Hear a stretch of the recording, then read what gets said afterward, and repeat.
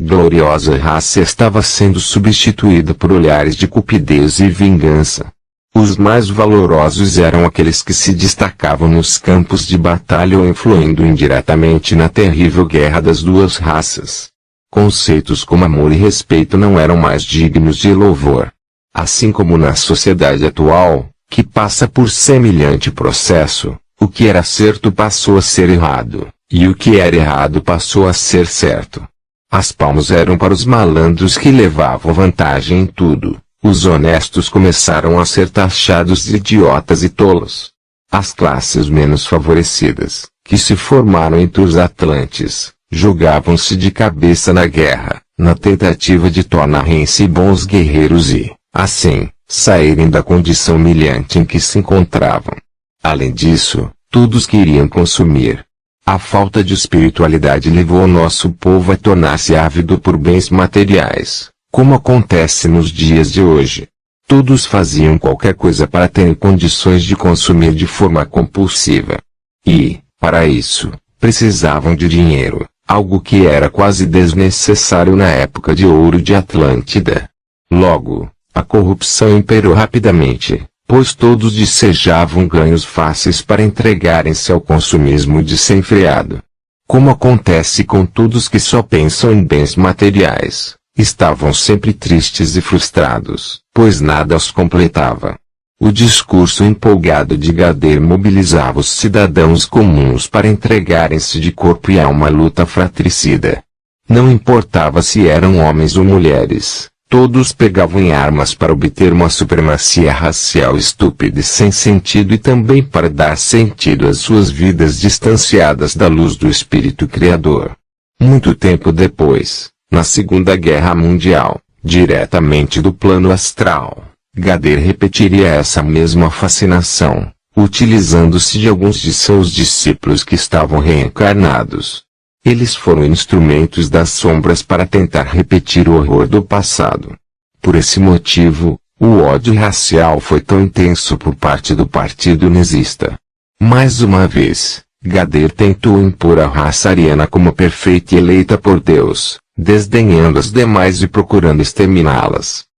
Onde estavam a sabedoria e o bom senso atlante? Almas impuras agora dominavam o cenário político da terra de Poseidon. Nada mais de bom poder-se-ia esperar. O governo é um reflexo de seu próprio povo. Enquanto isso, eu arrastava Arnash e eu para uma rebeldia difícil de explicar. Eu odiava aquela guerra estúpida. Mas parecia que desejava cada vez mais que ela ganhasse força para destruir tudo e todos. Eu jamais me esquecera dos alertas de meus pais sobre o fim trágico de Atlântida. E, como tudo indicava para esse caminho, eu fazia questão de colaborar para o desfecho sinistro. Eu tinha literalmente o desejo de ver o circo pegar fogo. Falava para meus amigos que nosso destino era morrermos engolidos pelo apocalipse que fatalmente ocorreria. De forma nenhuma poderíamos ser derrotados antes da grande batalha que ocorreria contra o Espírito Criador. Eu lhes dizia também que esse era o motivo mais importante para arrastarmos a guerra pelo tempo que fosse necessário.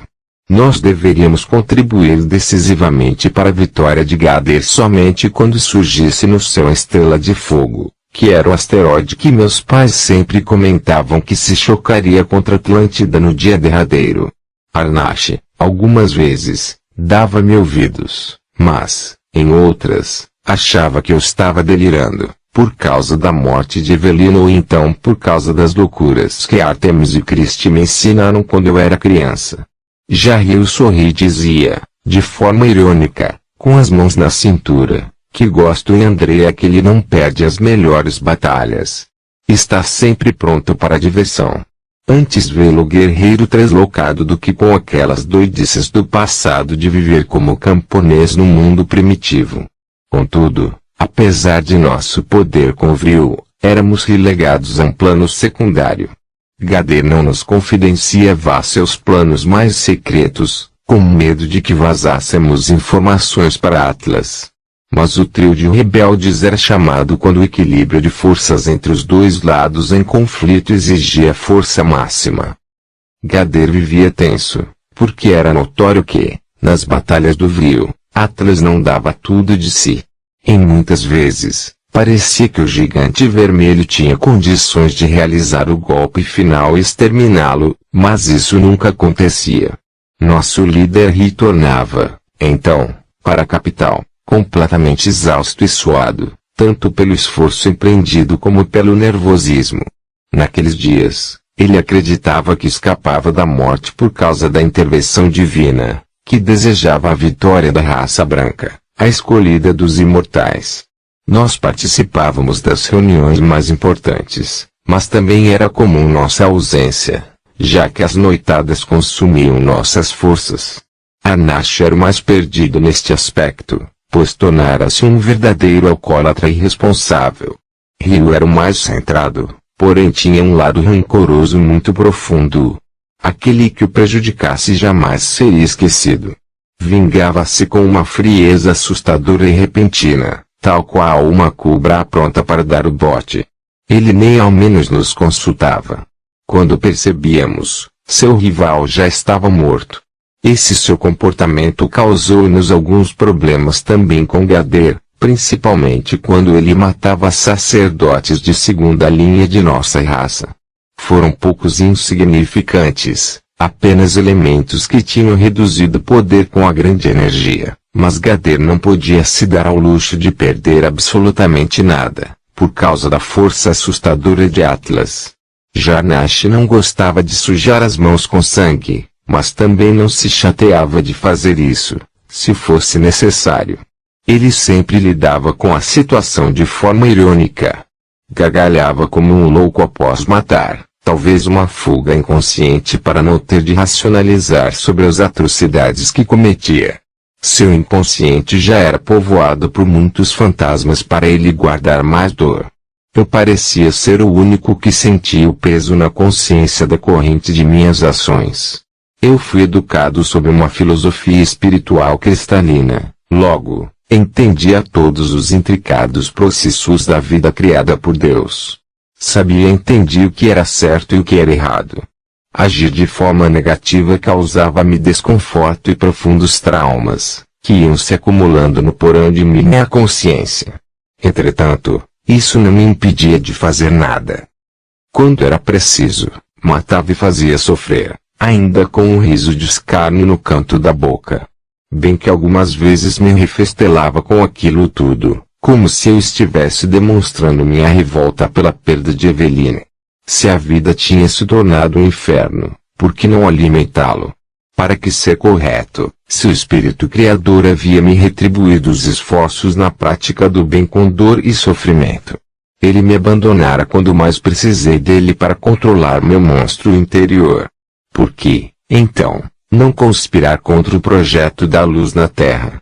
Eu brincava, ironizando Deus, citando uma das máximas de Antúlio: colhemos o que plantamos. Ou seja, o mal que eu fazia era a colheita do plantio que o Espírito Criador havia realizado em meu coração. E, depois, dava gargalhadas, enquanto tomava o alucinante Guaianás. Após as risadas sem fim, eu me deprimia. Meus grandes olhos azuis ficavam parados em um ponto, como faz um louco em seus delírios, e um suor gelado inundava minha testa, refletindo todo o meu desequilíbrio e os conflitos internos que eu precisava administrar para não enlouquecer. E assim vivíamos como escravos de todos os tipos de excesso, bebidas, sexo desregrado e discursos inflamados de protestos. Passávamos as noites bebendo e filosofando sobre a decadência de nosso mundo, acompanhados das mais belas e sedutoras mulheres de nossa sociedade. Elas riam de nossas asneiras e, dessa forma, divertíamos-nos, esquecendo-nos de nossos problemas do mundo real. Creio que elas nunca deram crédito às minhas profecias apocalípticas, até que o asteroide surgiu bem próximo ao céu e sentenciou Atlântida a seu fim. Ali meus discursos deixaram de ser delirantes para tomarem-se proféticos, momento em que todos choraram de angústia. Aquela rotina era tão viciante que ficávamos aflitos nas noites em que Gadet demorava em encerrar os debates sobre as táticas de guerra.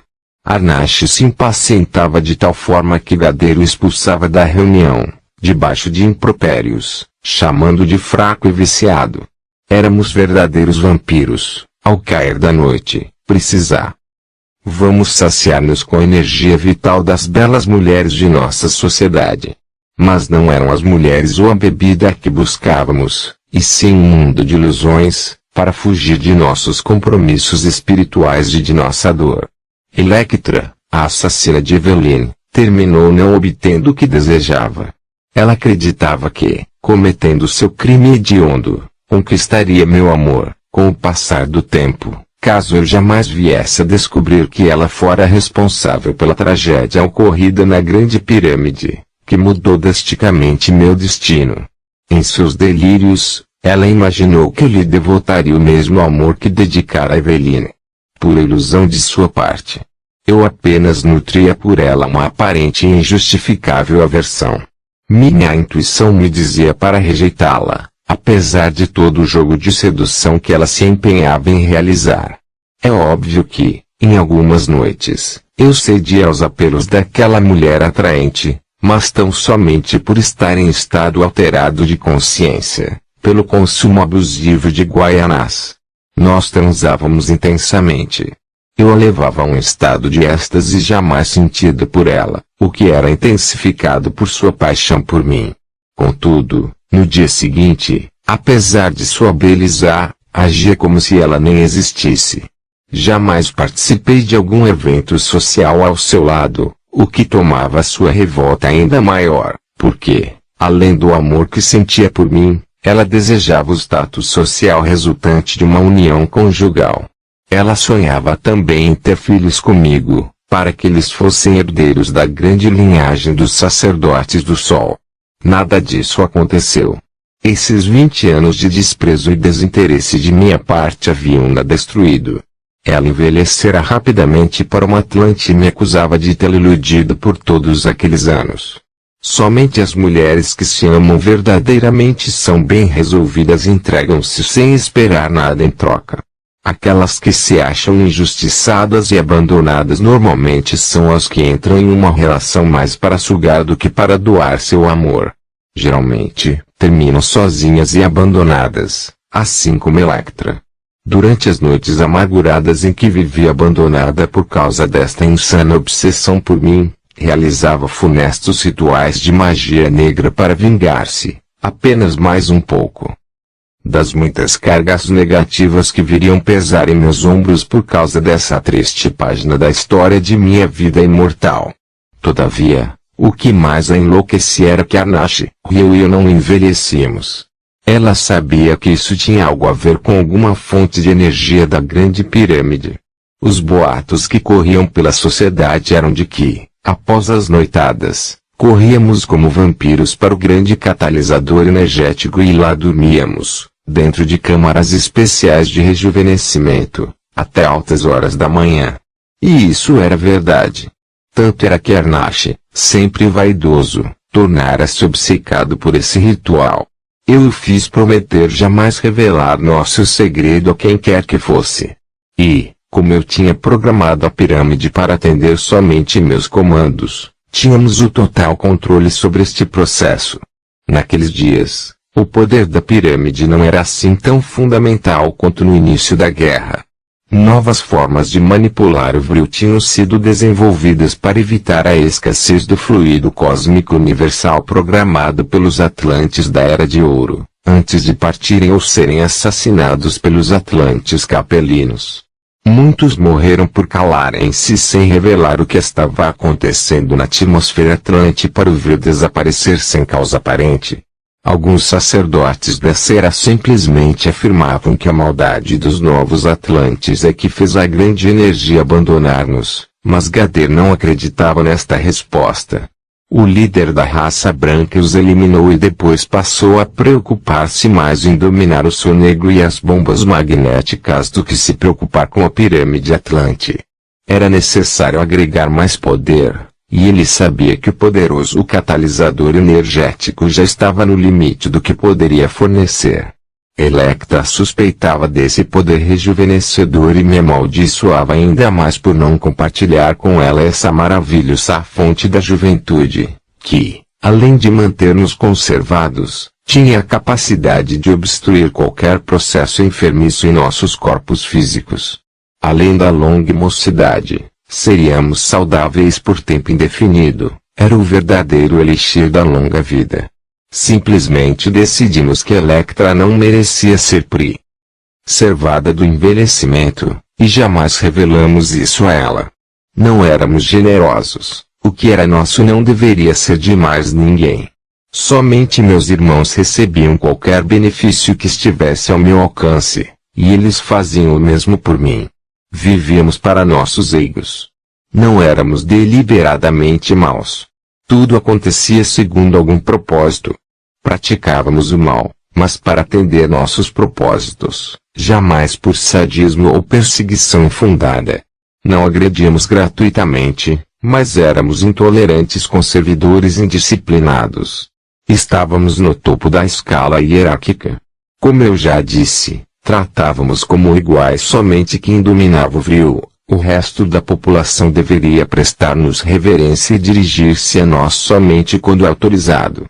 Vingança, sim.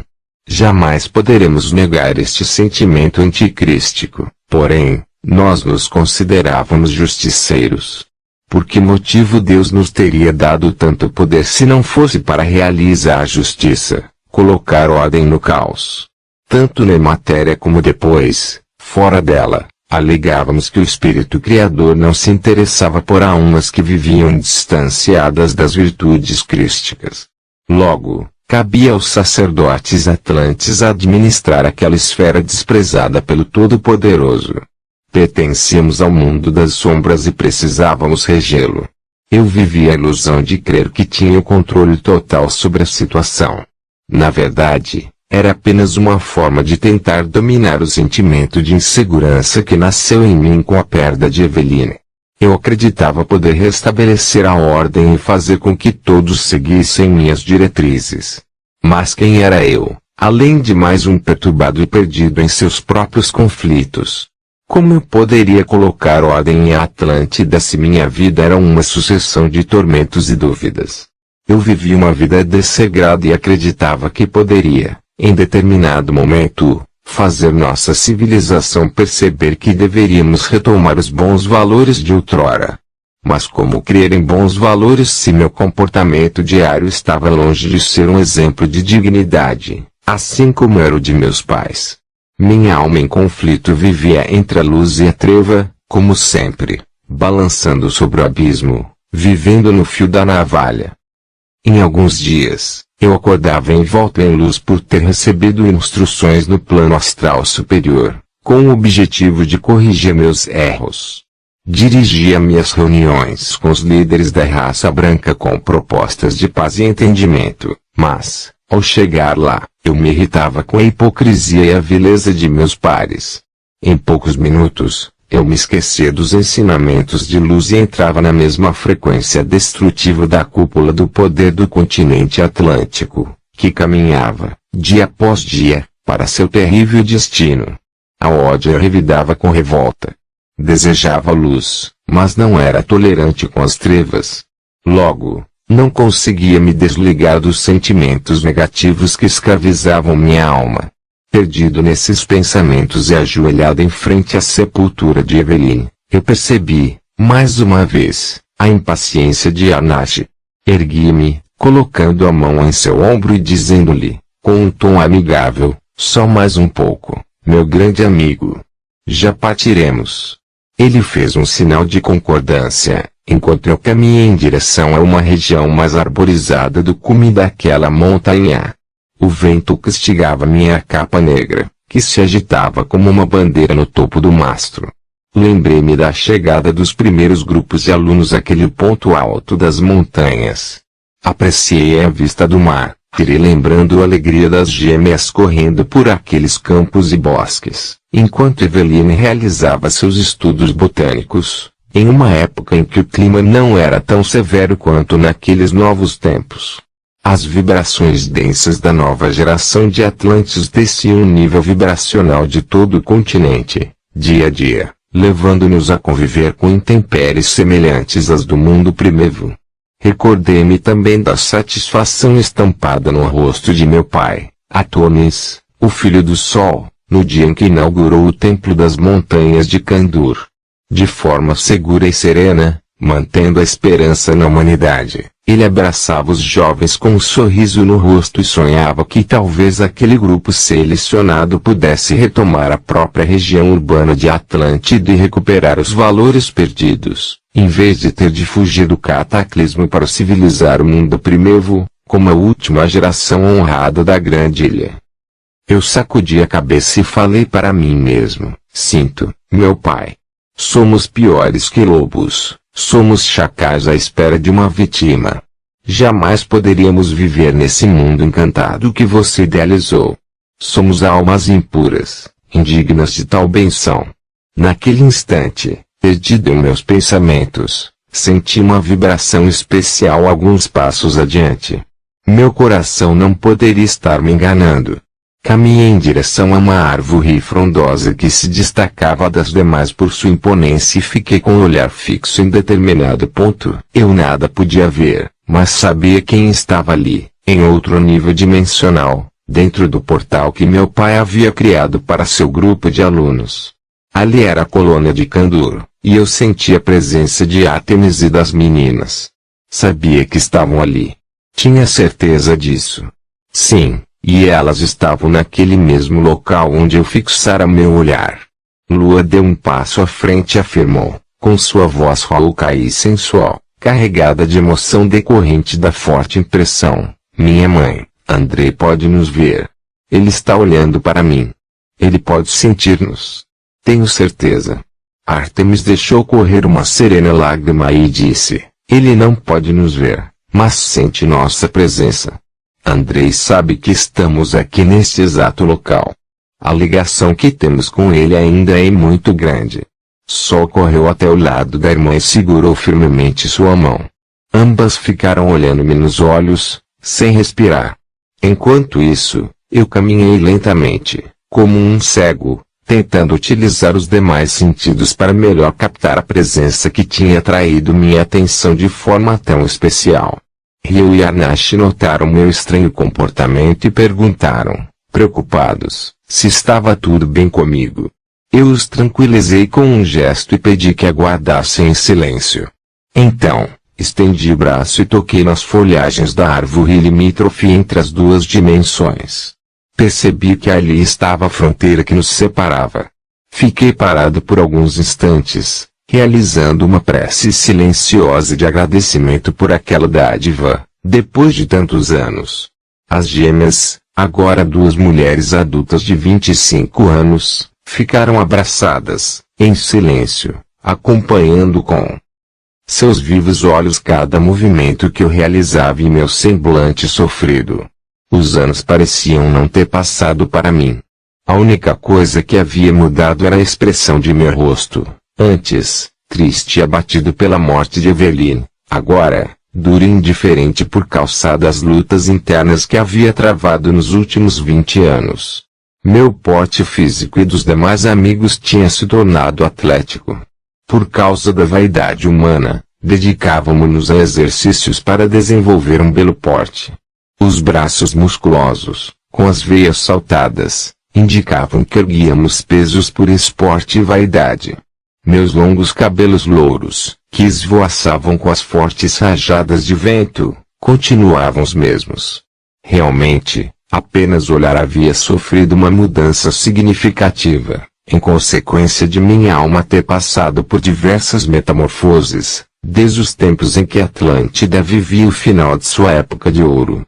Sol tinha se tornado uma verdadeira deusa, com seus longos e cacheados cabelos louros.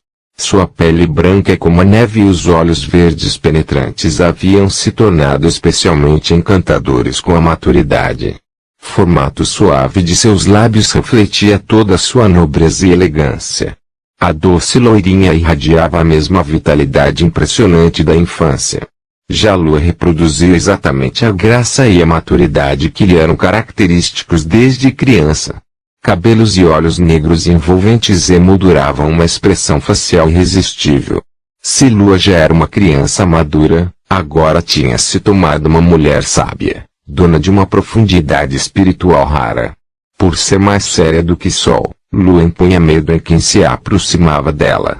Raros homens ousariam tentar seduzi-la, ao contrário de Sol, que sempre sorria ao receber um galanteio. Sol tinha uma expressão contínua de felicidade no rosto. Já Lua, às vezes, era um tanto melancólica e vivia perdida em pensamentos misteriosos, o que a distanciava das relações sociais, talvez até por não ser uma legítima representante da raça branca e ter de viver, no futuro, em seu meio. Sol era autêntica, um livro aberto, sem segredos, meticulosa, enquanto Lua era misteriosa, indevassável. Acredito que somente eu conseguia ler seus pensamentos. Nos anos seguintes, eu brincava com elas, chamando Sol de minha bela artista e Lua de minha bela feiticeira. Mesmo com a túnica discreta de sacerdotisas, demonstravam uma silhueta encantadora.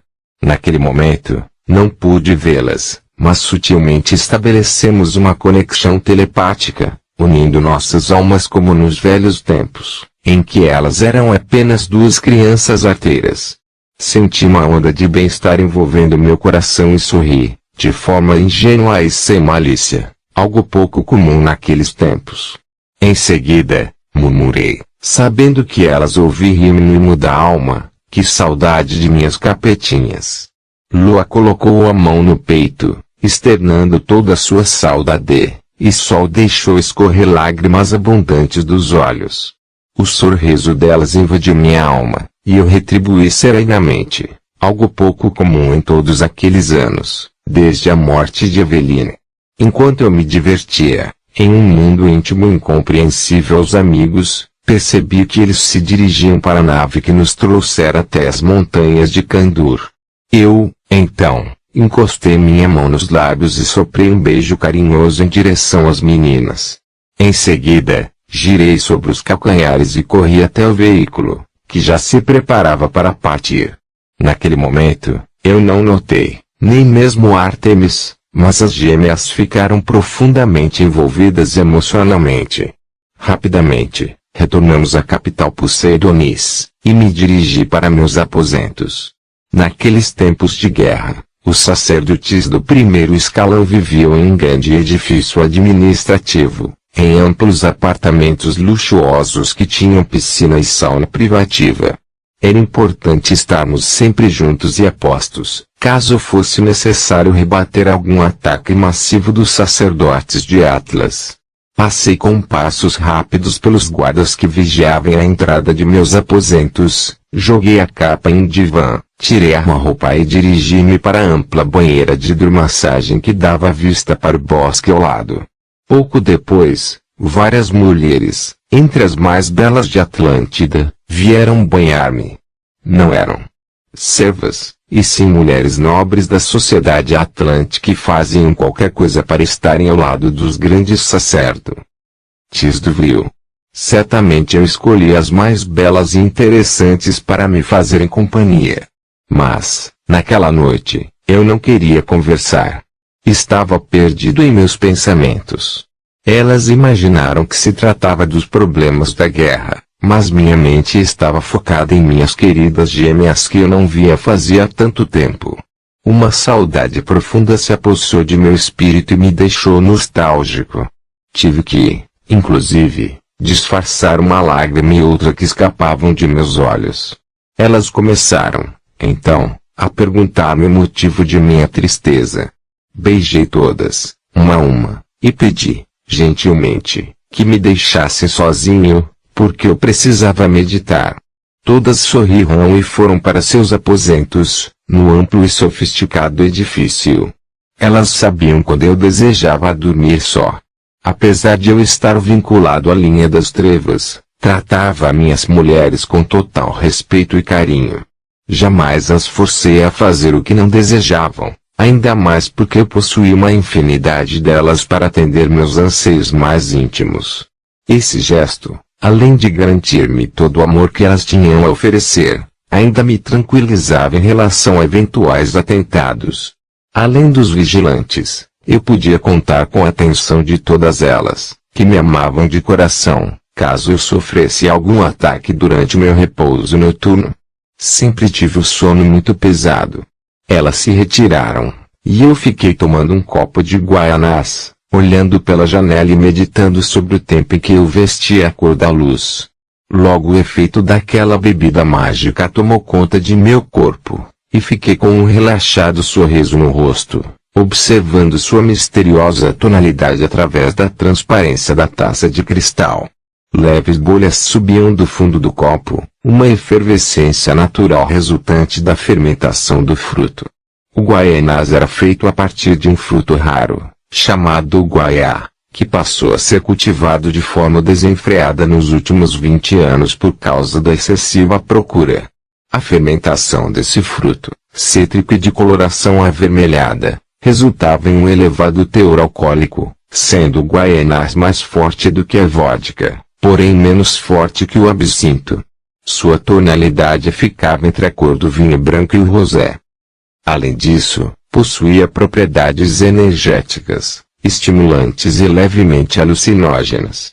Apesar de ser quase uma droga, não passava da mais refinada e inebriante bebida já desenvolvida na história de nossa humanidade. Ela era forte para a sutil constituição física dos atlantes, porém quase comum e inócua para os habitantes do mundo primitivo, descendentes do Homo sapiens, que já estavam acostumados com drogas bem mais fortes e primitivas. Além disso, eles não tinham sensibilidade para perceber o sutil e refinado paladar do guaianás, sendo seus efeitos perceptíveis somente para nós. Eles consumiam ervas alucinógenas bem mais densas e destrutivas, algo que já estava se tornando rotina também em algumas regiões mais afastadas da capital Atlante. Já o excessivo consumo do guaianás só não nos causava prejuízo orgânico por causa do poderoso efeito regenerativo do vril, que relataremos no capítulo seguinte. Então, envolvido pela bebida, não consegui mais controlar a saudade e comecei a chamar as gêmeas pela linguagem telepática, procurando estabelecer novamente aquela profunda ligação que nos unia de forma tão misteriosa quando as conheci. Eu me lembrei dos poemas de Lu e das canções que Sol adorava cantar e comecei a repeti-los bem baixinho, como se estivesse recitando mantras sagrados.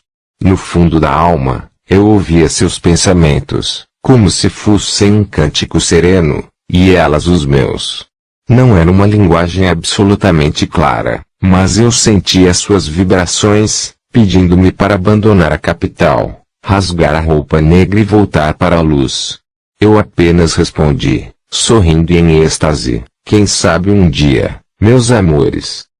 A fonte da juventude. Na manhã seguinte, entrei com passos rápidos na grande pirâmide. Diante de minha presença, todas as portas se abriram sem objeção. Antigamente, almas impuras eram impedidas de entrar.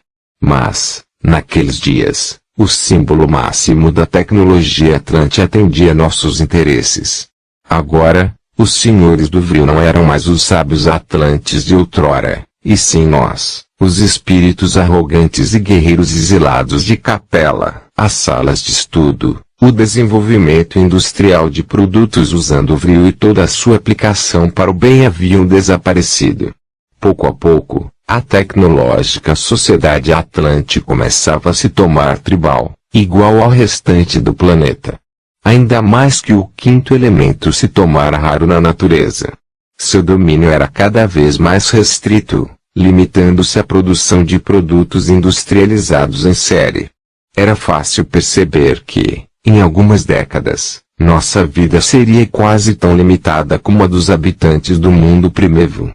As únicas naves que decolavam eram as pilotadas por sacerdotes do vril de nível médio ou superior. Não éramos mais vistos como cientistas, e sim como feiticeiros de uma seita obscura. A nobre classe dos sábios e cientistas agora era ocupada por bruxos traiçoeiros, E o simples povo trabalhador e honesto agora dava espaço para uma gente malandra e sem valores. Os que se faziam de vítima, ao primeiro vacilo, passavam a perna em seus semelhantes, sem o menor escrúpulo. Com o passar dos anos, crendices e rituais foram criados para entender o vril, distorcendo sua aplicação para atender interesses obscuros. Somente os maiores manipuladores da grande energia conseguiram manter o domínio sobre ela, assim como havia previsto o Gadeiro. E estes estavam empenhados na guerra ou haviam fugido para as montanhas ou locais ermos, para viverem como eremitas. Alguns ainda eram procurados, praticamente caçados, pelos dois lados da batalha. Seu peso valia ouro, e não podiam ser desprezados. Eu me tranquilizava por meus pais terem migrado para um local inacessível à ambição desses homens. Já aqueles que tinham um domínio mediano se conformaram com isso ou, então, tornaram-se ridículos mistificados reis, que afirmavam ao povo simples poder controlar o vril, tal como ocorre hoje em dia com alguns farsantes que afirmam se comunicar com os espíritos apenas para tirar dinheiro de pessoas ingênuas. As gerações mais novas nem mesmo entendiam como o quinto elemento funcionava. Tenho certeza de que, se as pessoas de Atlântida vivessem para contar suas histórias, as gerações futuras acreditariam que a pirâmide seria apenas um templo funerário ou algo assim, semelhante ao que acontece no Egito com as pirâmides de Gizé. Com um olhar carregado e com a capa negra esvoaçando, tal a rapidez de meus passos, cruzei por vários sacerdotes menores que trabalhavam dentro da pirâmide, com o objetivo de construir armamentos convencionais e desenvolver estudos sobre bombas de destruição em massa para a guerra. Nem mesmo retribuí as mesuras que eles insistiam em realizar, em sinal de reverência. Naqueles dias, minha arrogância e meu desprezo por seres hierarquicamente inferiores já estavam no auge. O máximo que eu permitia eram essas demonstrações de servilismo. Dirigir minha palavra sem serem solicitados poderia custar-lhes muito caro. Eu acreditava não ter tempo a perder com seus assuntos banais, um triste gesto de imaturidade espiritual, pois o verdadeiro sábio é aquele que consegue descobrir ensinamentos em todas as manifestações da vida, inclusive em uma ingênua conversa cotidiana. Além do mais, o verdadeiro líder é aquele que cativa, e não que impõe medo. Talvez achasse que impor medo e respeito fosse necessário para manter o controle sobre aqueles que estavam sob nosso comando. Não percebia, mas essa forma de agir era uma clara demonstração de insegurança, pois simplesmente não era necessária. Quem iria enfrentar um sacerdote do vril de primeira linha? Esse seria um gesto que nem o mais insano cidadão atlântico cometeria. Atravessei o amplo salão no piso terra e me dirigi ao elevador que levava ao cume da pirâmide. Eu subi até o topo, local onde antigamente se reunia o conselho do vril, e abri a porta que somente Arnash, Rio e eu tínhamos acesso. Os gatos que antigamente realizavam a purificação e o controle não existiam mais. Tínhamos matado todos eles, porque tinham nos atacado e nos arranhado, nas primeiras tentativas de acessarmos algumas áreas restritas da pirâmide.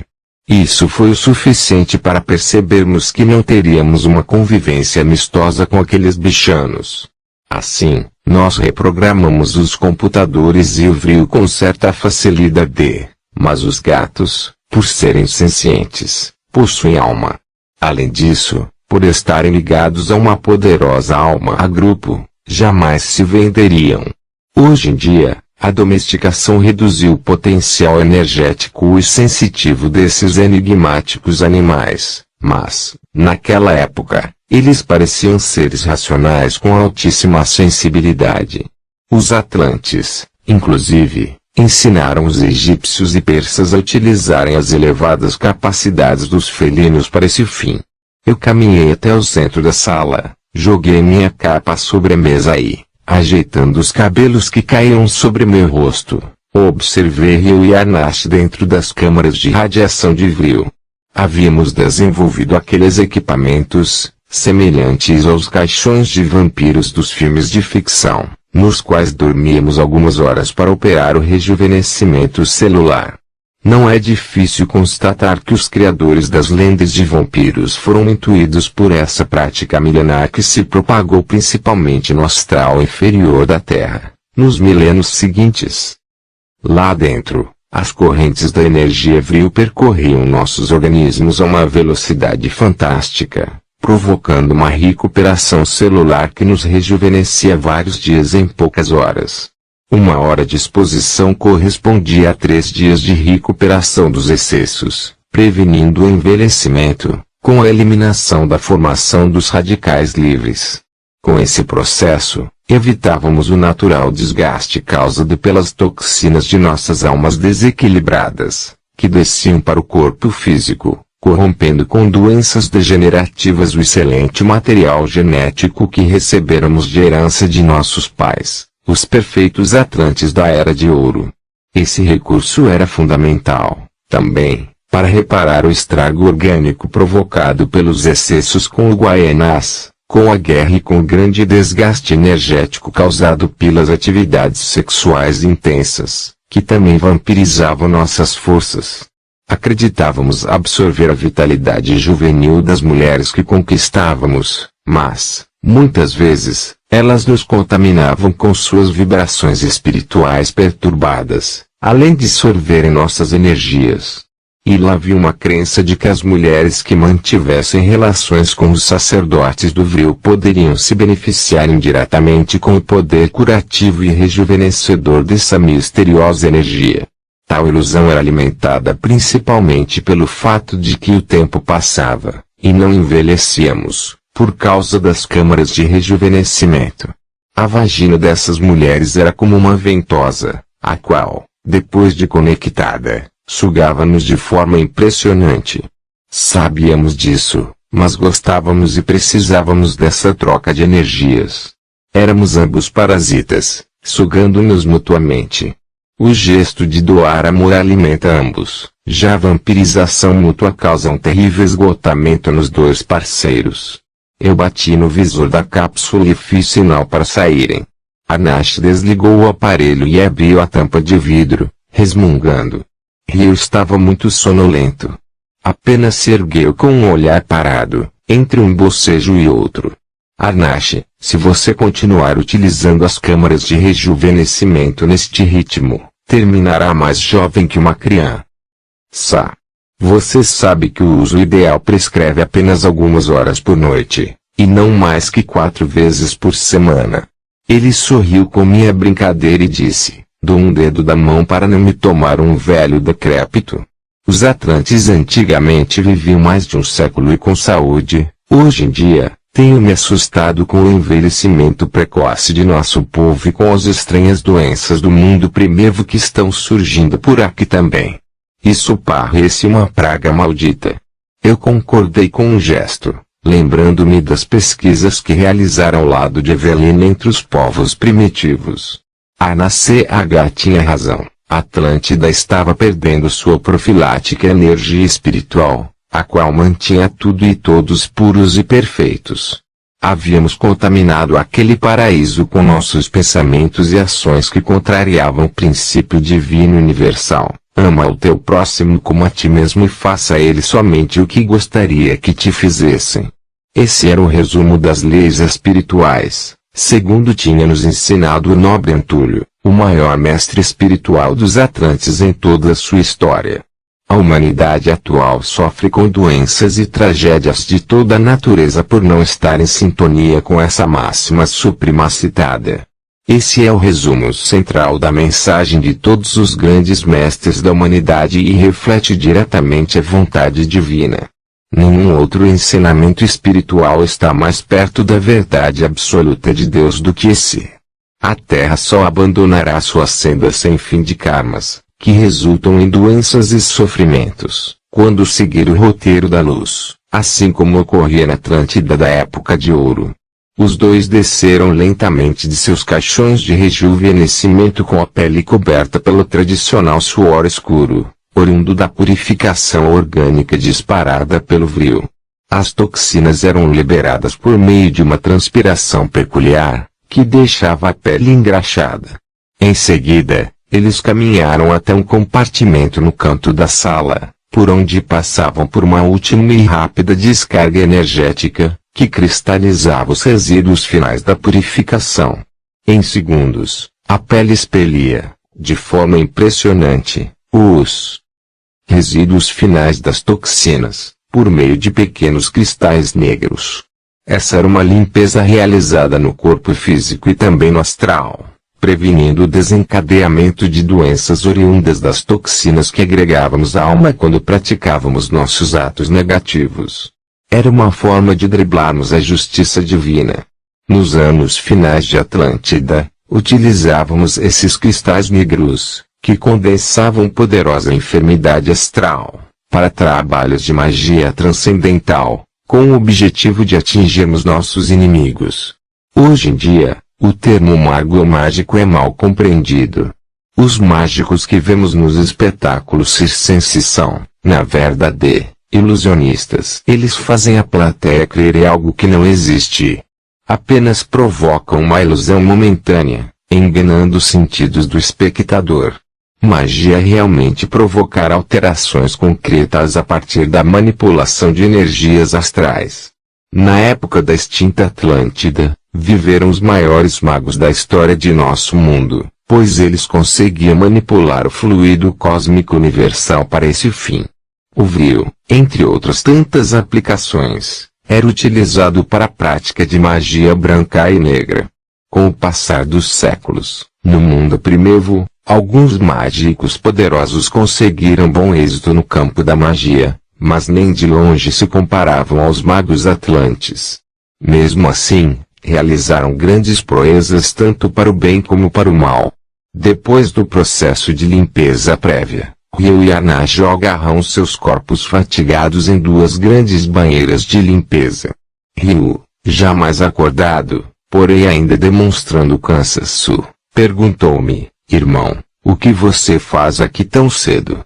Não o chamamos para a noite ontem porque sabemos que nos dias em que você visita o túmulo de Eveline prefere ficar recolhido, meditando. Eu andei de um lado ao outro, perdido em meus pensamentos. Minha mente era uma usina que parecia jamais descansar.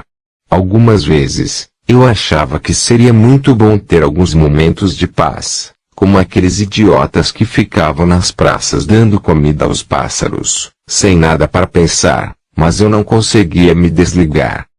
Ao ouvir as palavras de Ryu, virei-me e disse-lhe, passando a mão pelos longos cabelos louros: sim, preferi ficar meditando ontem à noite.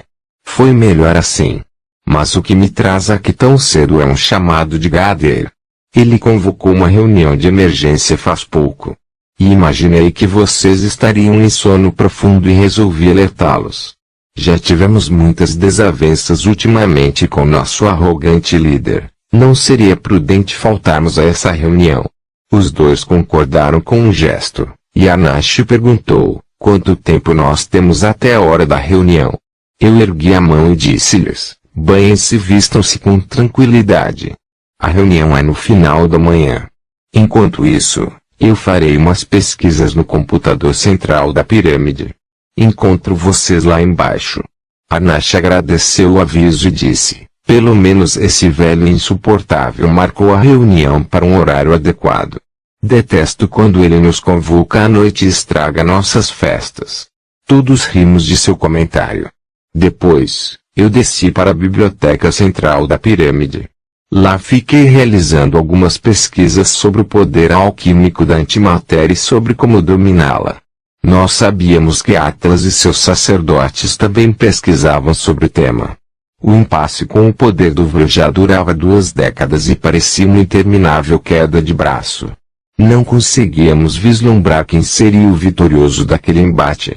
O domínio de uma nova forma de poder seria determinante para pôr fim à guerra. Eu não tinha pressa para isso. Contudo, queria fazer parte do grupo que dominaria qualquer novidade nesse confronto, até mesmo para tentar evitar um desfecho antecipado da guerra. Afinal, disso dependia minha vida. Na verdade, eu não tinha ânimo para nada. Desde a morte de Eveline, eu não via mais sentido nenhum em minha existência. Lá no fundo, eu desejava manter-me vivo, não sei por qual motivo. Eu vivia em uma gangorra lógica, que me levava ao desejo de viver ou morrer, ser útil ou destruir, ascender aos céus ou descer aos quintos dos infernos. Eu tamborilei os dedos sobre a mesa e fiquei pensando. Meu pai era o grande sacerdote do sol, regia o poder da luz para o bem e para a manifestação divina do Espírito Criador. E eu ali, estudando uma forma de dominar o poder do sol negro, a manifestação contrária a tudo o que meu pai amava e para o que havia dedicado sua vida incansavelmente. No início do universo, matéria e antimatéria foram criadas na mesma proporção. Basicamente, para cada partícula havia sua antipartícula correspondente, ou seja, para cada elétron foi criado um positron, para cada quark, um antiquark, e assim por diante. Esse cenário dominou o universo logo depois da explosão primordial, que deu início à dimensão em que vivemos. Mas a antimatéria escapou de nosso espaço, criando um universo paralelo.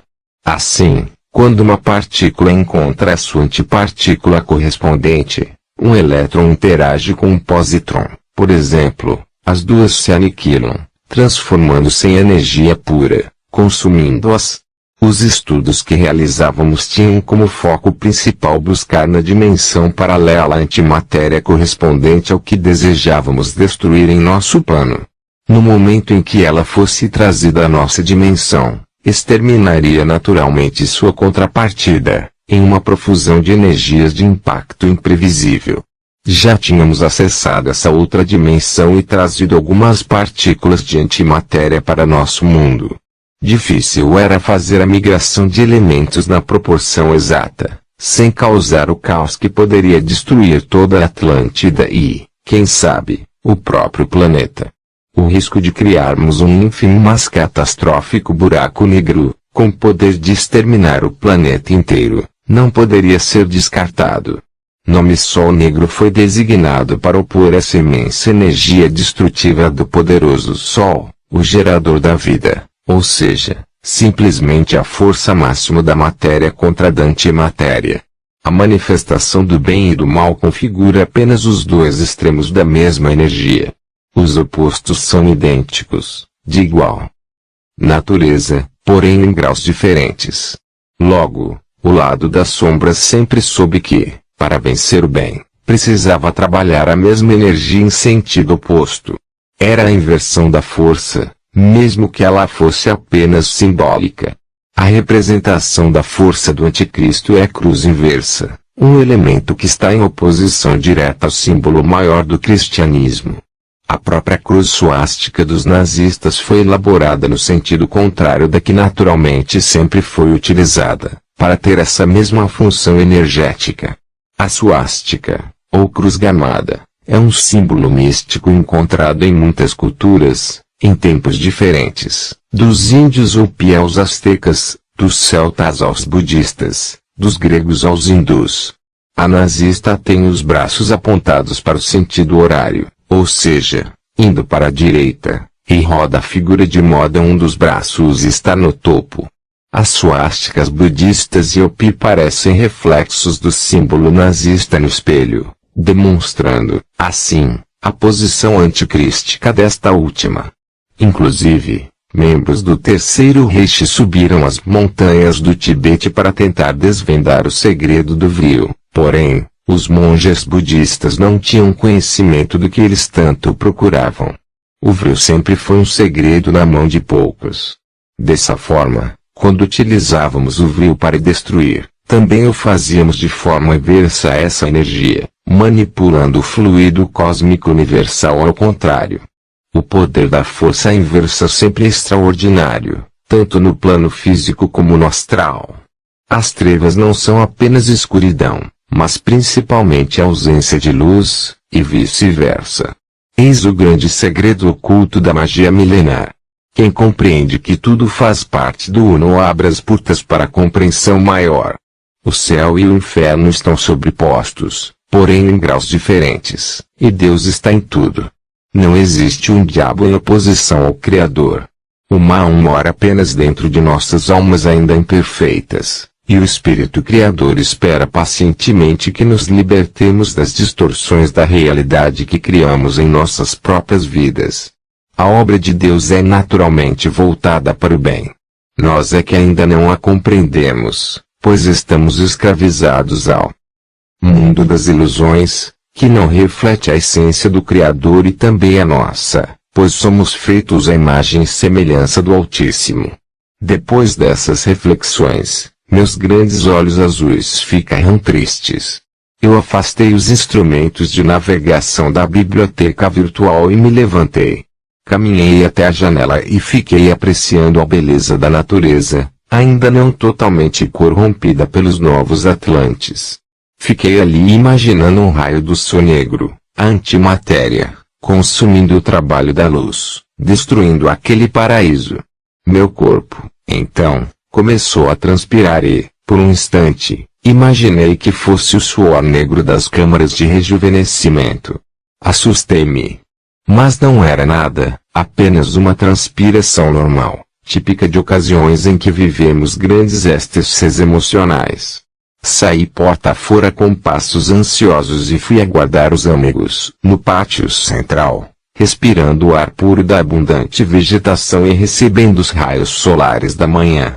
Aquele gesto pareceu acalmar meu espírito. Relaxei e até mesmo adormeci por alguns instantes. Porém, logo fui acordado pela aproximação nervosa de Electra. Naquele tempo era necessário ter os sentidos muito aguçados. A desatenção poderia custar muito caro. Poderia ser a diferença entre a vida e a morte. Não podíamos confiar em ninguém. Quando senti aquela onda desequilibrada chegando perto de meu campo áurico, despertei sobressaltado. Ela se sentou ao meu lado e perguntou, com ironia: "O que você faz aqui essa hora?", com o rosto abatido. As festas de ontem não foram de seu gosto. As jovens de nossa sociedade não alegram mais. Crápula maldito. Eu olhei com desdém para ela e falei com irritação: "Deixe-me em paz, Electra. Ontem, fez 20 anos que Evelyn morreu. Permita que eu chore minha dor em paz." Electra arregalou os olhos, recordando-se daquele fato insignificante para sua alma doentia. No mesmo instante, ela bloqueou todos os seus sentimentos para não me alertar, intuitivamente, de que tinha sido a mentora do assassinato que me fazia chorar havia tantos anos. Depois de recompor-se, ela aproveitou o momento para fazer-me sofrer, já que suas esperanças de ter-me como esposo eram cada vez mais remotas. Cruzando suas longas e sedutoras pernas em minha direção, ela disse, em tom sarcástico: "Nem todas as lágrimas do mundo apagarão sua responsabilidade sobre a morte de Evelyn. Não adianta enganar-se, meu querido." Eu me virei para ela, espantado, e perguntei: "De onde tirou essa ideia, mulher louca?" "Quem disse que sou responsável pela morte dela?" "Sempre a amei." Electra gargalhou e respondeu-me: "Menino ingênuo. Se você tivesse vindo lutar ao lado de seus irmãos de raça mais cedo ou, então, não fosse tão arrogante e, exibindo os poderes que possui, provavelmente a guerra já teria sido resolvida, e você e Evelyn estariam agora plantando verduras em algum povoado esquecido do mundo primitivo. Mas você não consegue ter uma vida apagada, não é mesmo, meu vaidoso amante?" Eu saltei do banco em que estávamos sentados e, quando ia me defender, percebi a aproximação dos amigos que caminhavam rapidamente em minha direção. Estávamos atrasados para a reunião do conselho. Eu apenas a fulminei com um olhar e disse-lhe: "Depois conversaremos sobre isso. Agora, estamos atrasados para a reunião." Ela fez um gesto irônico de conformidade e falou: "Sim, precisamos ir." Nós três entramos em um veículo e, quando Electra foi acompanhar-nos, empurrei-a e gritei, com os olhos em chama: "Procure sua gente, cobra venenosa." Ela ameaçou atacar-me com vril, e eu me preparei, dizendo-lhe, com os dentes cerrados, em estado extremo de raiva: Face você não verá o sol nascer amanhã. Ela deu 2 passos para trás, como uma serpente acuada, e eu fiz sinal para Ryu partir. Nosso veículo se deslocou rapidamente, e ela permaneceu no local com um olhar enlouquecido, irradiando-me pesadas cargas de energias densas. Enquanto Ryu pilotava, Arnashi se virou para mim e disse: Andrei, você precisa resolver isso. Essa mulher é a perigosa. Até hoje, ela não esqueceu seu desprezo por ela. Um dia, Electra tentará contra sua vida. Tenho certeza disso. Ryu virou a cabeça levemente para nós, sem tirar os olhos dos comandos da nave, e concluiu: Arnashi tem razão. Foi um erro você ter tido relações íntimas com ela, Andrei. Agora seu ódio é muito maior do que seria caso você não tivesse dado a ela falsas esperanças. Eu respirei fundo e respondi, irritado com o conselho que era verdadeiro, mas que me chateava ainda mais, por eu não o ter seguido. Eu sei. E quem são vocês para me criticarem com relação a isso? Dei um murro nos painéis da nave e concluí. Já devia tê-la matado para resolver isso, mas, além de ela ser sacerdotisa do 5º elemento, é uma das prediletas de Gadeiro. Qualquer desequilíbrio na balança do Vril pode ser determinante nessa guerra. E Electra é poderosa. Gadeiro vai enlouquecer se ficar sem ela. Acredito que ele só se preocupa com nossa segurança pelo receio de perder nossa força com a grande energia. Caso contrário, nem se importaria com nossas noitadas sem fim. Os 2 amigos fizeram um sinal de concordância, demonstrando preocupação. Depois seguimos em silêncio até o prédio administrativo do governo central da capital Atlante. Fomos os penúltimos a entrar no amplo salão com uma mesa oval ao centro. Electra chegou minutos depois, transpirando muito e vermelha de raiva. Gadeira estava sentado na poltrona presidencial, no canto oposto da mesa, ao lado de seus assessores mais próximos, Pantauer e Galeato. Ele usava um traje preto com diversas insígnias. Eu sorri para Ryu e falei-lhe, ao pé do ouvido: olhe só, Ryu, o bode velho está se achando melhor que nós. Todos usamos os mesmos trajes, e ele com aquelas frescuras ridículas. Ryu segurou-se para não rir. Sentamos no extremo oposto da mesa, deixando os lugares próximos a Gadeiro para os bajuladores, que não eram poucos. Arnashi procurou sentar-se ao lado de Tessália, uma sacerdotisa que ele estava tentando seduzir fazia meses. Quanto mais ela evitava seu assédio, mais ele ficava obcecado por conquistá-la. Assim era Arnashi. Aproveitei aquele momento inicial, antes de começar a reunião, para estudar nosso líder. Várias vezes eu havia sonhado que morreria pelas mãos daquele ser sinistro. Era um aviso claro. Lembro-me nitidamente de suas palavras na hora extrema. Ele dizia, antes de desferir o golpe fatal: morra, traidor. Ninguém te protegerá neste momento final. Os olhos quase sem cor de Gadeiro, parecendo um demônio, com sua face caricata de ódio rindo de minha desgraça naquele momento, não saíam de minha mente. Ele era um verdadeiro fantasma, branco como um vampiro. Em diversas ocasiões, eu acordei assustado com tal pesadelo. Era algo que parecia real demais para eu não levar a sério. Despertei de meus pensamentos quando Gadeiro levantou-se e começou a falar. Ele era alto e magro, possuía traços angulares, nariz aquilino e expressões faciais frias, típicas de seres maus e insensíveis.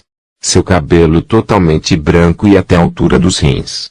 Algumas vezes, como nessa ocasião, ele prendia trançado, em forma de rabo de cavalo, como os antigos chineses. A roupa muito negra contrastava diametralmente com sua pele e seus cabelos alvos como mármore.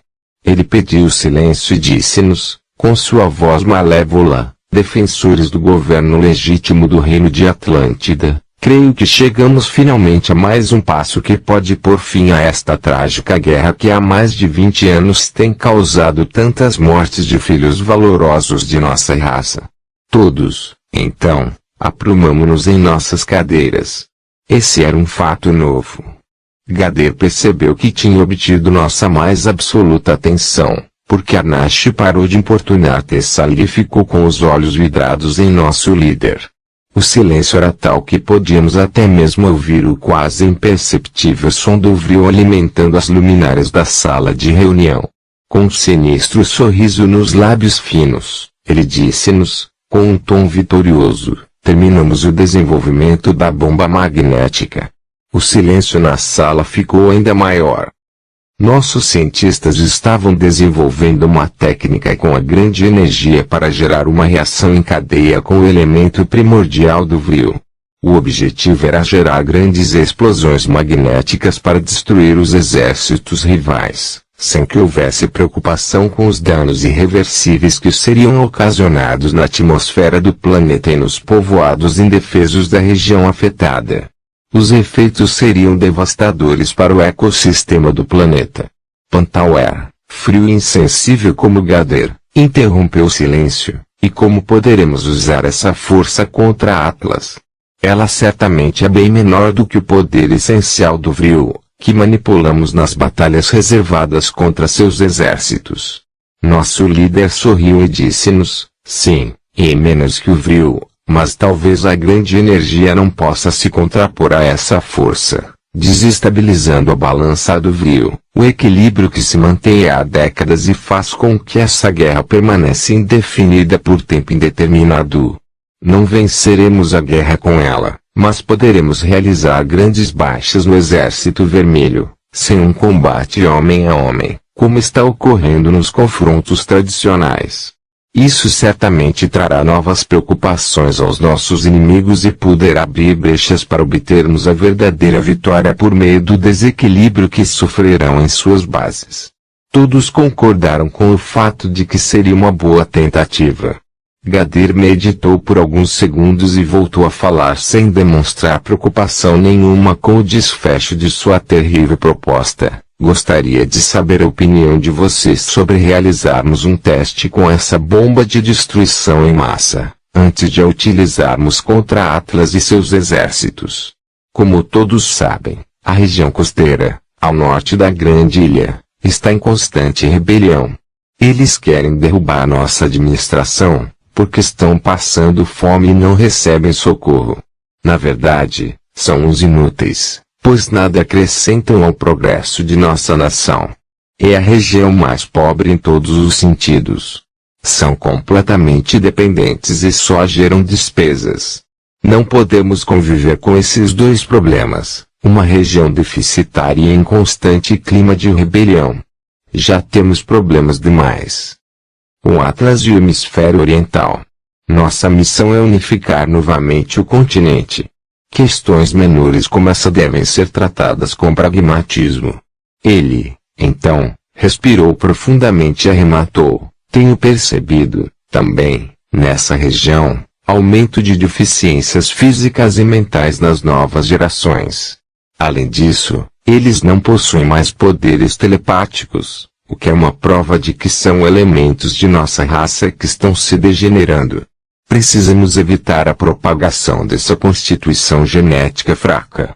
Vários entre eles se misturaram com a raça vermelha, maculando nosso sangue sagrado. Já nos basta termos de conviver com os impuros vermelhos. Por todos esses motivos, eu proponho realizarmos um teste com essa bomba em nossos próprios domínios. Com uma frieza assustadora nos olhos, ele sentenciou: exterminaremos essa região. Se eles nada têm para oferecer ao nosso povo, além de problemas, a Atlântida Ocidental estará melhor sem eles. Gader sempre admirou a beleza e o poder da raça branca Atlante, e a taxou de superior, pois acreditava que ela deveria prevalecer em toda a Atlântida. Ele era decididamente um racista sem escrúpulos, tanto, que desejava exterminar os vermelhos, assim que destruísse Atlas. Além disso, poderíamos dizer que ele foi o verdadeiro fundador da eugenia, que é a ciência responsável pelo estudo das condições mais propícias à reprodução e ao melhoramento genético da espécie humana. Porém, com um terrível agravante, Gader, Assim que percebeu as deformações morais e genéticas que eram fruto da reencarnação de capelinos como ele, passou a selecionar grupos específicos que considerava impuros e iniciou um processo de esterilização e extermínio em massa, como tentativa de eliminar a herança genética desses elementos supostamente imperfeitos. O leitor já deve ter visto recentemente essa mesma história terrível se repetindo em nossa humanidade.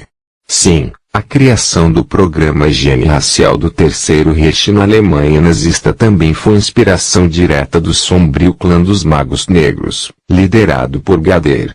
O extermínio das ditas raças impuras nos campos de concentração pelo partido nazista foi manipulado diretamente por esses seres das sombras, sendo que esse ódio foi ainda maior sobre o povo judeu por causa de Atlas, que viria encarnar como Moisés, tornando-se um símbolo fundamental das três principais religiões do mundo, cristianismo, judaísmo e islamismo, demonstrando a Gader que elementos grandiosos nascem no mundo independentemente de raças. Isso porque não estamos nem falando de Jesus, que também era judeu e certamente foi o melhor exemplar humano que nossa humanidade já teve.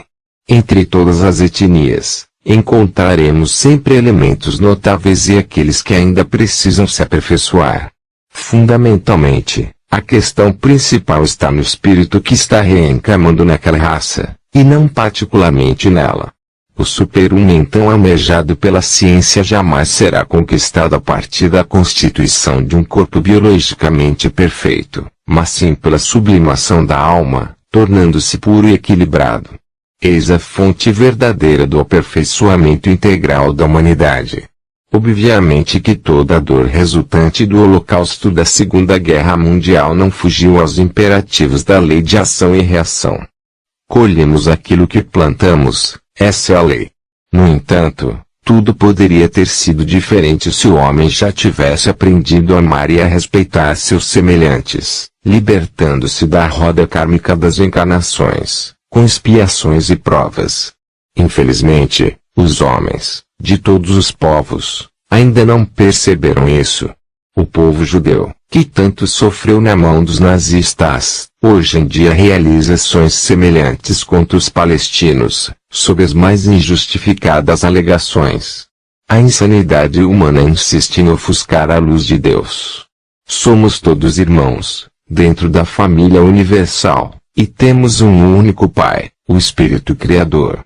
Não somos desta ou daquela raça, somente estamos momentaneamente vivendo determinada experiência. Somos espíritos imortais, assim, jamais devemos levantar bandeiras sectárias. As raças e etnias são passageiras, e os credos religiosos também o são. Somente o que fica é aquilo que adquirimos de valores espirituais em nossa caminhada eterna rumo à luz de Deus. Atlas, Moisés, se empenhou pessoalmente em todas as iniciativas para evitar a ação descontrolada do Terceiro Reich nas mãos de Gader, durante aquele sombrio período da história de nossa humanidade. Infelizmente, nem todo o esforço realizado pelo alto conseguiu evitar o terrível Holocausto. Em poucos momentos da história de nossa humanidade, as trevas exerceram um domínio tão preocupante sobre o mundo. Trabalhamos incansavelmente, no céu e na terra, para impedir o avanço das sombras. Alguns leitores podem se perguntar como Moisés, um guerreiro, ex-mago negro, redimido há poucos milhares de anos, pôde tornar-se um dos líderes mais importantes e significativos do processo de espiritualização da Terra. A resposta é muito simples: nossa humanidade ainda é muito imatura e primitiva. Somente remédios amargos surtem efeito, salvo raras exceções. É evidente que a aptidão moral de Moisés foi fundamental para isso. No entanto, sua capacidade de liderança e o poder disciplinador que possuía sobre as massas terminaram sendo o elemento definitivo para seu êxito. Outro fator que preocupava Gader era o misterioso desaparecimento de crianças que nasciam com poder sobre o vril. Na época de ouro, elas já eram raras. As que nasciam com ele se tomavam sacerdotes do vril e passavam por rigoroso treinamento. Porém, Com a chegada dos capelianos, tornaram-se ainda menos frequentes os nascimentos desses seres especiais. Sun e Lua faziam parte da última geração em que o vril brilhava nas palmas das mãos, sendo que pouco menos de 10 nasceram em sua época. O povo, em geral, não tinha poder algum com o vril. Gader acreditava em sua degeneração de nossa raça. Ele dizia que nosso sangue estava perdendo sua força divina e que precisávamos exterminar os fracos e desenvolver os fortes. Ele justificava com argumentos insanos suas decisões doentias, sem encontrar oposição. É assim que surgem os ditadores cruéis. Quando as massas passam a ser conduzidas como manada, do mesmo modo como ocorre hoje em dia, é porque paramos de pensar e filosofar, abrindo espaço para que tiranos como Gader e Hitler se instalem no comando e cometam suas atrocidades. A alienação da humanidade permite que um pequeno grupo possa manipulá-la por intermédio de imposições da mídia, manobras políticas e religiosas, sem contar as tendências a modismos para estabelecer elevados padrões de consumo e adoração.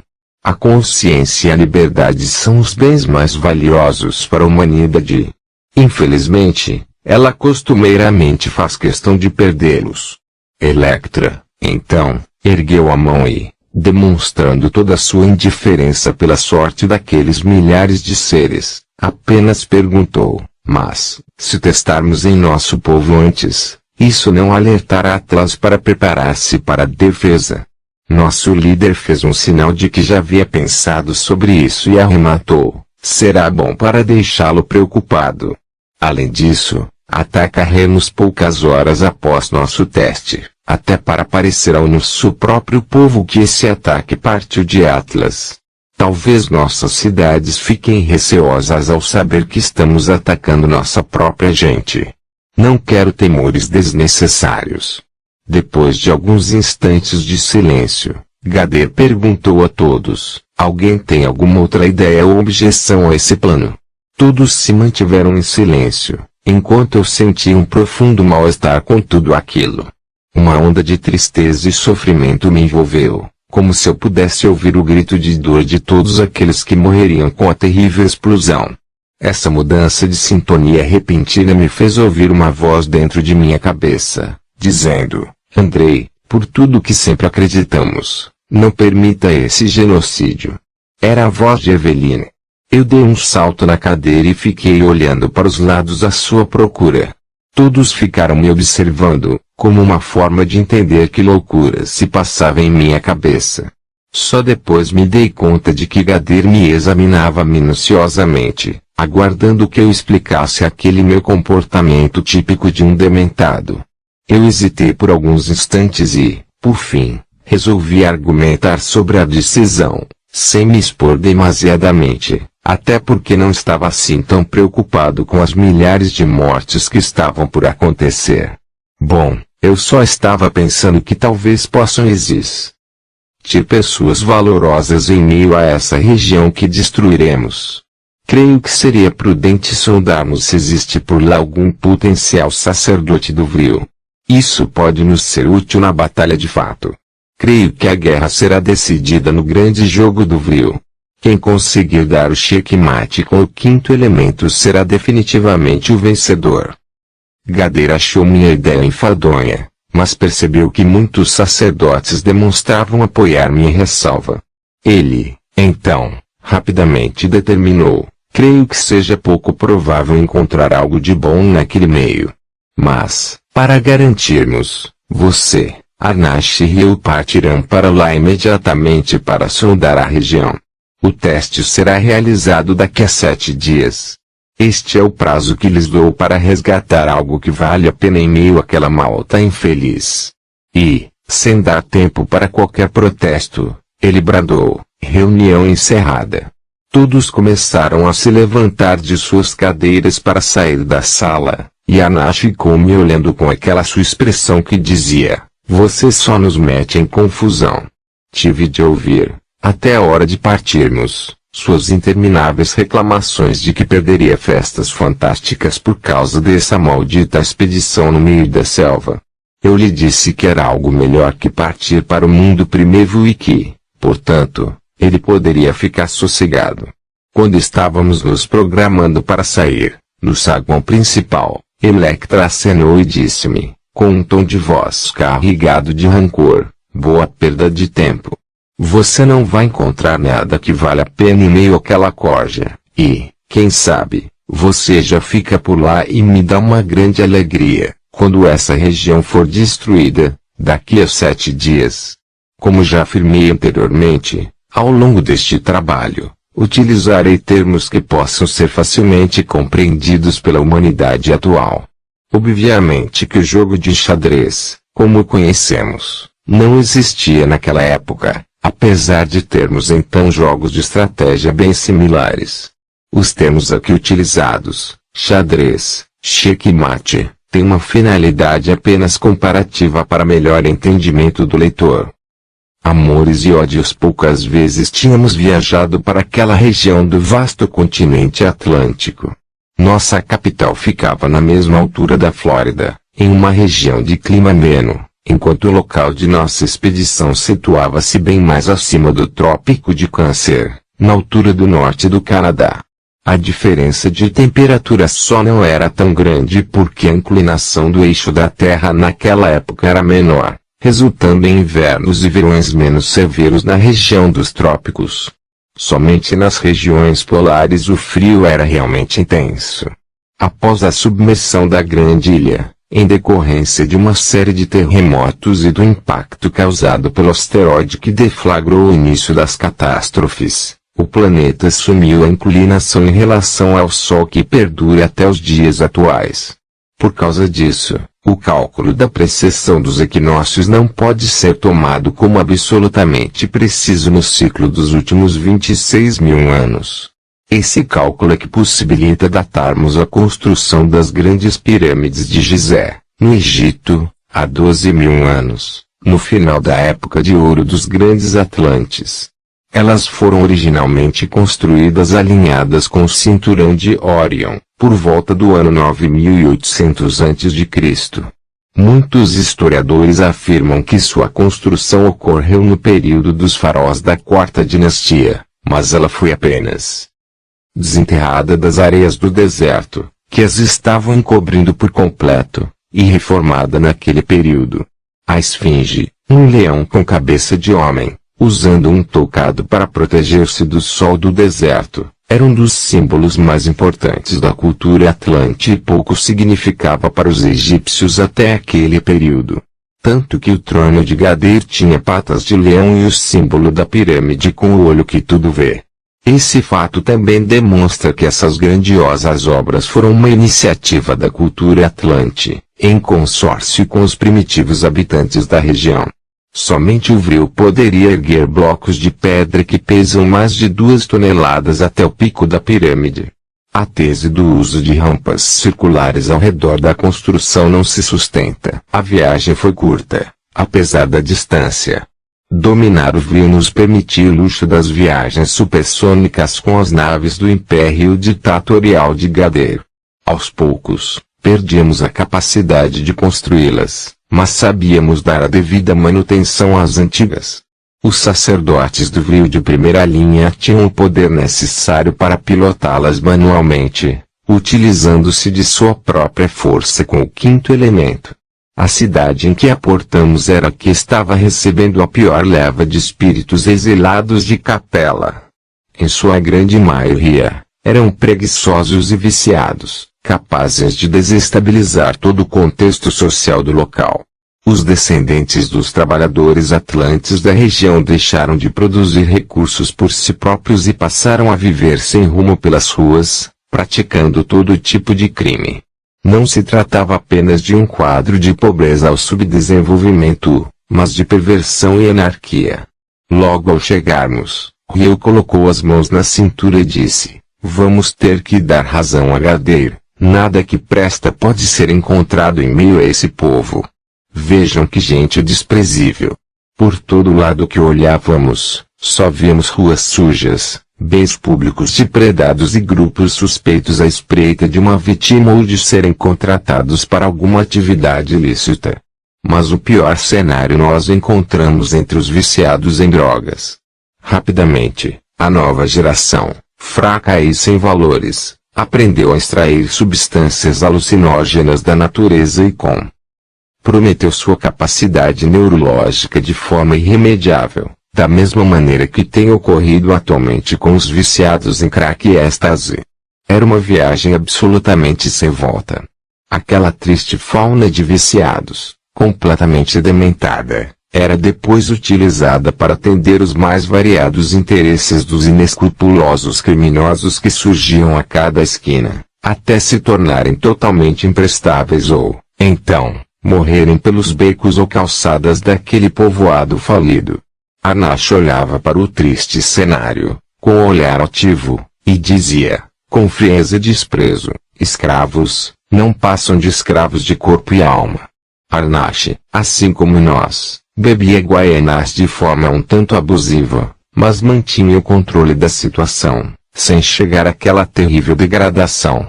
Observávamos atônitos jovens quase desmaiados pela calçada, tendo delírios, com as calças urinadas e babando pelo canto da boca. Rio olhou para Arnash de forma enigmática, mas não teceu comentário nenhum. Eu também apenas analisei o cenário degradante com um semblante sério e indiferente. Depois de alguns instantes, falei, com um olhar decepcionado, eis aí os dignos descendentes da raça mais avançada da Terra. Em apenas uma geração, tomam-nos pouco mais que animais. O avanço das drogas é o principal indicador de quando uma civilização está em desenfreado processo de decadência. A perda dos valores espirituais e da estrutura familiar é o primeiro passo para o desencaminhamento dos jovens e a consequente entrega ao vício destrutivo. Na época de ouro da sociedade atlante, esse tipo de comportamento era impensável. Tratava-se de uma era em que os pais estudavam uma profunda filosofia espiritual, o que lhes dava subsídios para bem educar seus filhos. Com a chegada dos capelinos, habitualmente materialistas e imediatistas, começou a acontecer algo semelhante ao que ocorre nos dias atuais de nossa humanidade, uma alienação espiritual cada vez maior e uma entrega a interesses fúteis e transitórios. Em decorrência do atraso espiritual dos dias atuais, a única coisa que nos resta é o uso de campanhas de combate às drogas para tentar salvar essas pobres almas que se escravizam ao vício. Mas nem isso é realizado de forma eficaz, pois essas campanhas são realizadas com mensagens que convidam os jovens a se afastarem das drogas, o que jamais surtirá efeito.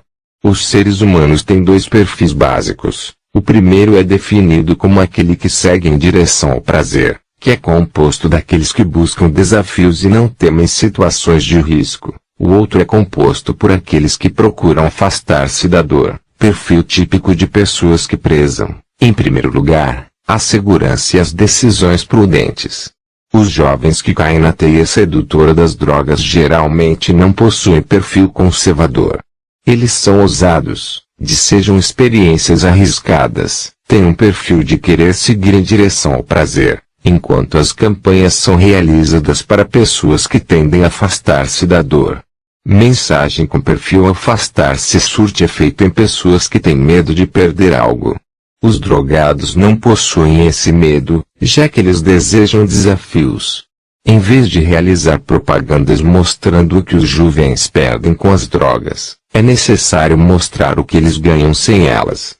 A propaganda que surtirá melhor efeito neles será aquela que demonstrar que eles ganharão disposição e destreza para seus desafios e esportes prediletos sem uso da droga, que meninas e meninos atrairão mais atenção para conquistas amorosas se forem saudáveis e bem cuidados, fato que só ocorre longe das drogas, e assim por diante. Dizer a eles que a droga mata, debilita, destrói neurônios, causa câncer, impotência, tudo isso não repercute em seu íntimo. A mente deles não processa essa informação. Ameaças somente causam efeito em jovens com o perfil de querer afastar-se da dor, que são aqueles que possuem elevado sentimento de preservação. Pessoas com tendências às drogas gostam de riscos e desafios, e não de uma vida pacata. Apresente a eles desafios que só podem ser conquistados longe das drogas, aí, sim, darão ouvidos a essas campanhas. Seguimos caminhando em direção ao centro daquela cidadela, sem tomarmos o cuidado de resguardar nossas identidades. Nem ao menos nos disfarçamos. Vestíamos naturalmente nossos trajes negros de sacerdotes do Vril. Isso alertou a população e deixou-a curiosa para saber o que a elite do império regido por Gadeira estava fazendo naquele lugar tão desprezado pela grande capital. Alguns desejavam nos atacar, mas sabiam que seria um ato suicida. Lutar contra quem detinha nas mãos um poder tão grande como o Vril era um gesto no mínimo estúpido. Então, como todo ser pequeno e sujo, eles passaram a nos espreitar à distância, como ratos de esgoto, para tentar tirar algum proveito de nossa presença inusitada. Enviaram algumas mulheres sedutoras para obter alguma informação, mas não éramos idiotas. Nós não tínhamos o mínimo interesse em causar um pânico generalizado na região, e as mulheres que se apresentaram não atendiam o padrão de beleza ao qual estávamos acostumados, além de serem muito vulgares. Pobres criaturas. Mal sabiam eles que tinham pouco mais de 6 dias de vida.